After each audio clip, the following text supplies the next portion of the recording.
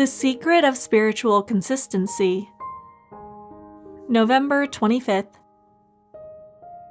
God forbid that I should boast except in the cross of our Lord Jesus Christ. Galatians 6:14. When a person is newly born again, he seems inconsistent due to his unrelated emotions and the state of the external things or circumstances in his life. The Apostle Paul had a strong and steady underlying consistency in his life.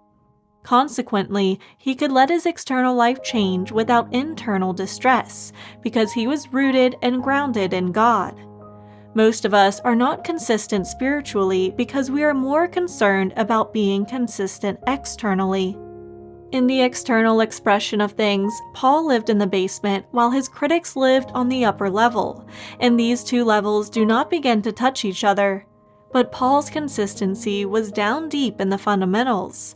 The great basis of his consistency was the agony of God and the redemption of the world, namely, the cross of Christ. State your beliefs to yourself again. Get back to the foundation of the cross of Christ, doing away with any belief not based on it.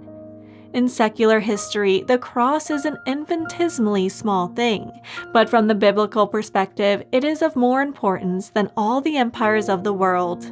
If we get away from dwelling on the tragedy of God on the cross in our preaching produces nothing. It will not transmit the energy of God to man. It may be interesting, but it will have no power. However, when we preach the cross, the energy of God is released.